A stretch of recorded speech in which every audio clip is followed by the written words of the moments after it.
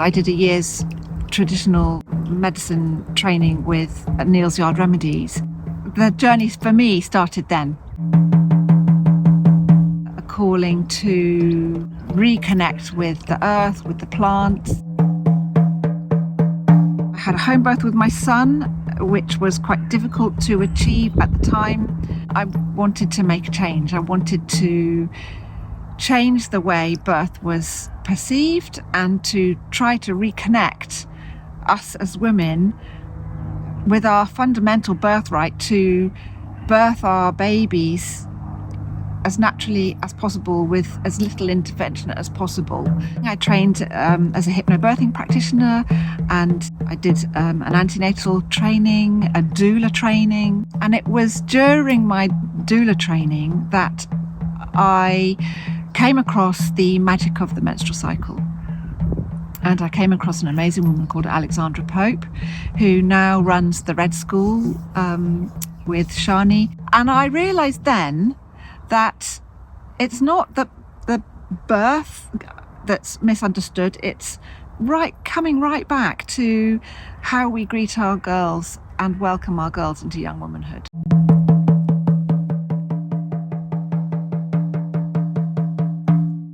Tell me about your Blossom and Flo circles. What are they about? Why do we need them in society today? Our vocabulary around our anatomy and physiology and our periods has been so taboo and so shamed. We need to shine the light on it. It is about normalising the narrative so that the girls, they get used to talking about their periods. For example, in our May circle, we spend the time outside with flowers and we create a uterus and the fallopian tubes and the ovaries so the girls know what's happening in their body. And so we're using nature to recreate our own nature. Having that knowledge takes away the fear. Wonder also helps me with that.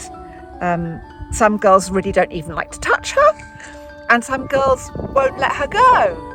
But also the physicality of looking after yourself when you bleed. It's not easy. So we look at washable pads, sea sponges and cups, and we get them all out and have a really good play with them all, and how they start to work with the energetics of their menstrual cycle. This is another creative project we did with clay. I use clay quite a lot.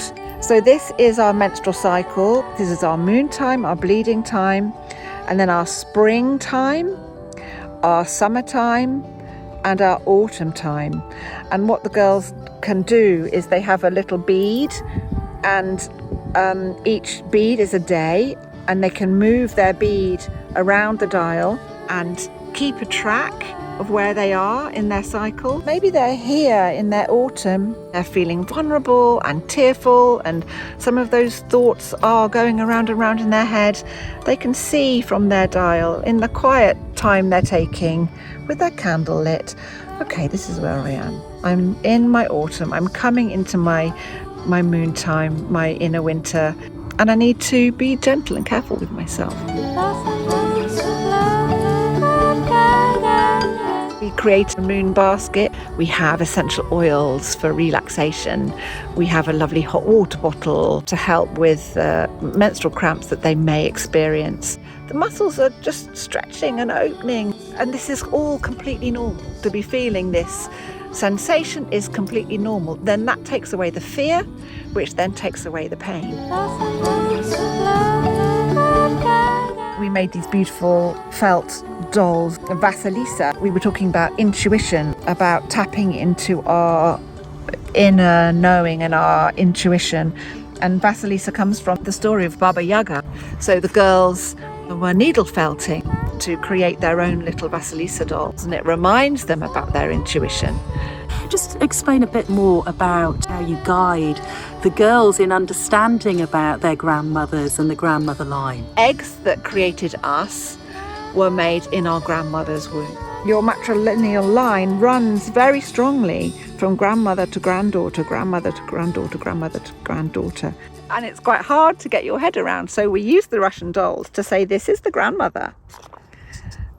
And at 3 months pregnant, when your mother was inside your grandmother's tummy, her reproduction system was made. And so your mother was born with all her eggs, then you are born. It's the energetics of the soul of our mother, the soul of our grandmother, the soul of our great-grandmother. We are at the front of that matrilineal line and they have our back. So we open the first Blossom Flo circle by calling in our matrilineal line by name, if we can, strong female friends. It's all about bringing in loved ones. So the girls will wrap around a white thread around their wrists each time for whoever they want to be with them, and then pass that on. And the mothers wrap around a red thread, and that passes all the way around the circle until the whole circle is connected. The mothers come with the daughters initially, where the daughters sew a felt little purse or a little necklace, and in that we wrote what we would like for them to hear from us when they had their Menarche celebration. And that was just so lovely to be able to have those heartfelt words put into that thing that they had made ready for that special day. It's just really beautiful. I grew up with a very supportive mum who was really there for me, but I hadn't really got a handle on what first period would be like. And it was certainly something that was still a little shameful. It was very private. It wasn't discussed openly in any way. And I think that, all those euphemisms to describe a period, the curse, you sort of felt very ashamed of. Absolutely didn't want that for my daughter.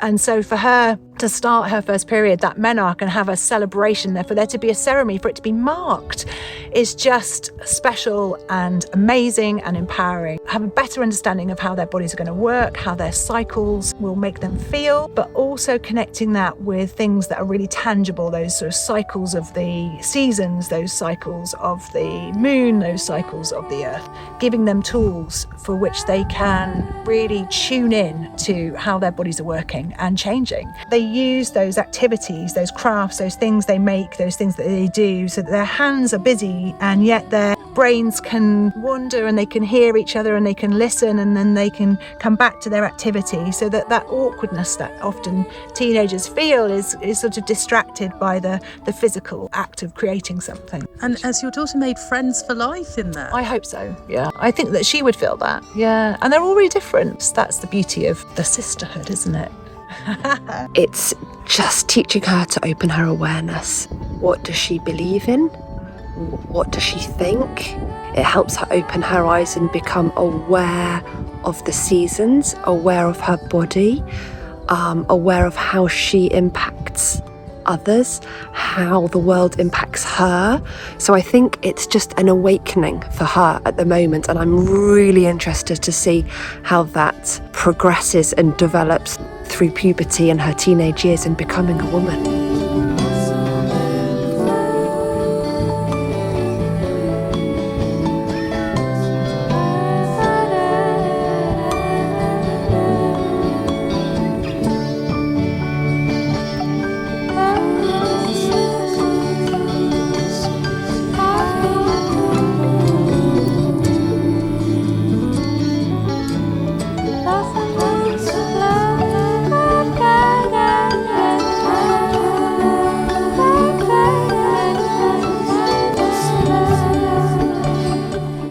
And what do you hope people will take away with them when they leave your circles?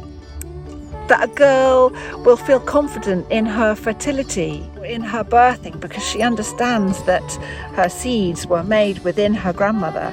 Or the needle felting Vasilisa doll that she did when she was 11 reminded her of her intuition, to go inside for her wisdom, for her answers. To understand that connecting visually and creatively with our menstrual cycle may help a girl to cope with endometriosis or painful, heavy periods. To a little locket that was made in the very first Blossom Flo circle that has hidden inside a little message from their mothers. When they wish to conceive their baby, they think, I'm going to open that little heart. I'm going to see that message that my mother wrote to me when I was 10. And there may be magic in that little note from their mother. Just tiny little experiences maybe a sentence, maybe a word, maybe an activity, maybe all of it. Those are the things that change lives. And that's why I do what I do. You're amazing. Thank you so much, Louise. Oh, pleasure. Pleasure. It's really lovely talking to you.